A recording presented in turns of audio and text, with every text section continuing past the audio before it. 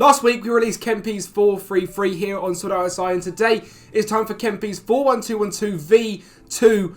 So we're going to get some great results. We're going to get lots of goals scored as well. So strap in to see an absolutely unbelievable diamond formation. What is going on there, guys? Kempi here, and welcome back to the sortitoutsi channel. And it's my second week on the channel, so it's only right I bring you a formation that is the favourite of myself, the 4-1-2-1-2. And there's a position in this formation anyway, which is the best position in the game. It's the halfback. I'm going to be known as halfback Kempi at this point, because every formation is going to have a halfback. If you guys do enjoy the content here on Sort Out from SI, from myself and Anders, make sure to sub to the channel, like the video, and absolutely smash the comments down below on how you are getting on using this fantastic tactic. And also come over to my personal channel as well. That link is down in the description below, and Anders' link is down in all the descriptions of his videos as well. So go and subscribe to him. But it's time to get into the results of this 4-1-2-1-2 at 2-1-2-1-2-1-2. And you can see the results first season, Inter Milan. No signings whatsoever. Whenever I do these, I literally ban all the transfers and go forward 1 year, lock in the formation, and that is all. And 94 points in the Serie A. Now, Inter Milan are predicted to come first. They are a very, very good side, but obviously in real life, that's not quite been the case. It was Napoli this season that ran over the league, and in this simulation, it was us that ran over the league. 94 points, 4 draws, 4 losses, 30 wins is fantastic to see. 90 goals scored as well, 13 more than anyone else. Possession-wise, 29 conceded, that is it. And possession-wise as well, just second behind Lazio. Not quite hitting that 60% mark, but doing very, very well. Fewer shots against, most shots for. Clean sheets-wise, we were second as well to Juventus. So a very, very good season here at Inter Milan. And we're looking at the data hub. You're looking at 2.37 goals per game. I will say this formation does concede goals.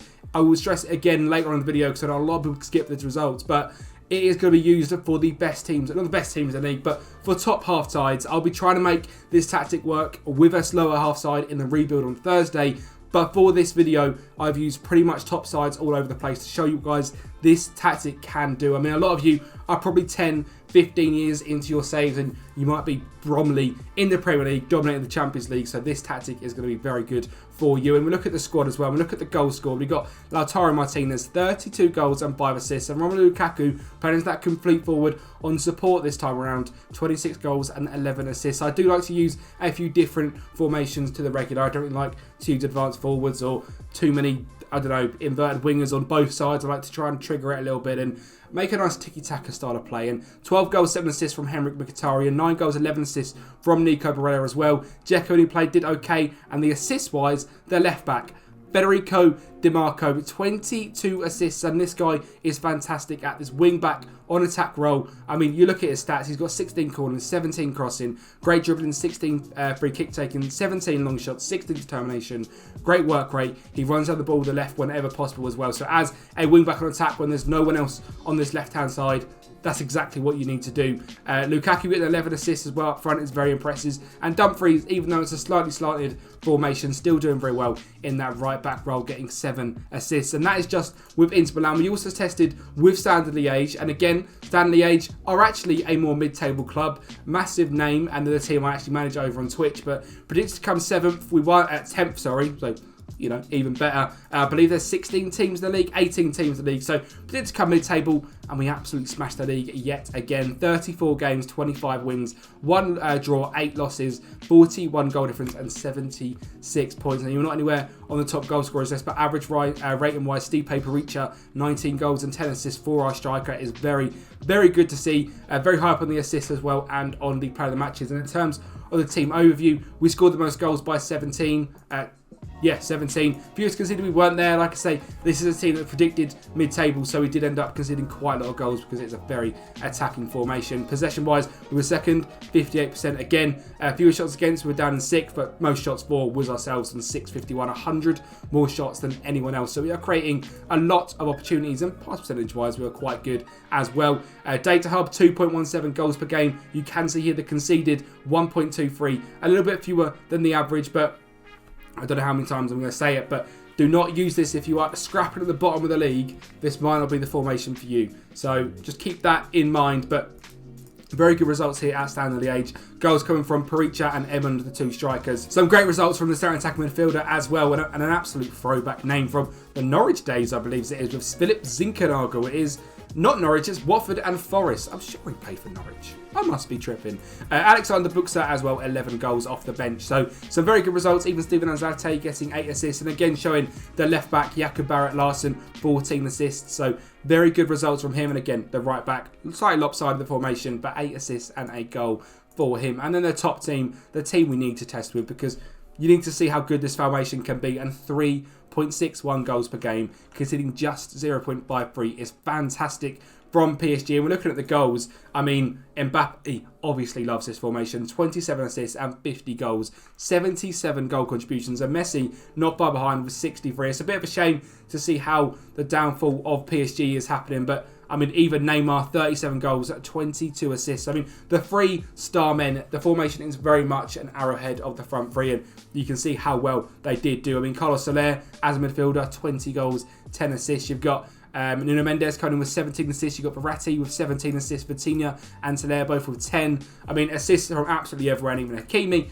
8 assists. So, very, very good. We did manage to win the Champions League, but we did win the league. 104 points there. 117 goal differences. Very impressive. 44 wins, 2 draws, 2 losses. Won the Coupe de France, won the Trophy of Champs. So, I will show you the Coupe de France final. Well, sadly, I can't show you the results from the Coupe de France final. It was a 4-0 victory. I can't show you the highlights because it was a little bit too long ago. But a 6-0 win against Ajaccio with a 5.38 XG, I think, is quite a good one to show. You can see the high press nature there. Leo Messi getting it in.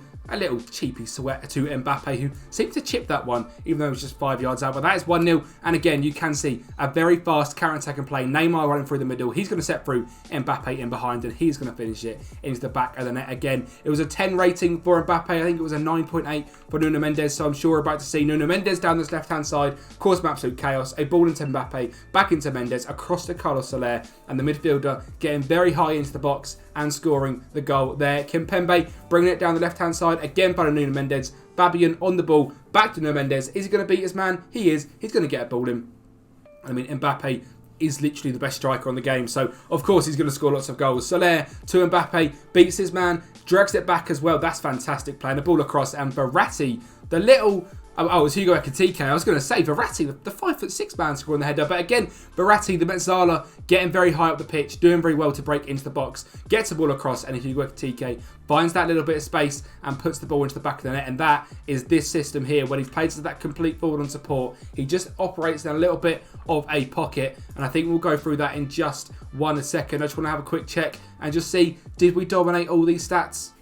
I mean, 137 goals is quite nice. Only conceding 20, 61% possession, 258 shots against is it. And we had, 260 shots more than anyone else. I mean, it's quite an impressive season from PSG. And I think it's time we go into the tactic. And just before we do go into that tactic, if you can, make sure to like this video, subscribe to the channel, and also follow on everything you can. I mean, I've got my own Twitter, Twitch, TikTok, and I'm so sure that as well. I've got all the above. I know we're heavy on Twitter. I mean, 45k followers strong, so go over to that and you can get all the tactics you need. Head over to the website as well, where you can download this tactic, and the tactic is there for you to see a sweeper keeper on support in goal to kick things off. It's Donnarumma. I mean, very, very good. Wing back on support. On the right, like I said, slightly lopsided, dribble less and tackle harder, whereas the wing back on attack, cross more often, dribble more and tackle harder. Very much how I say with the formation, the 4-3-3. If you guys do have a better right side than left side, just please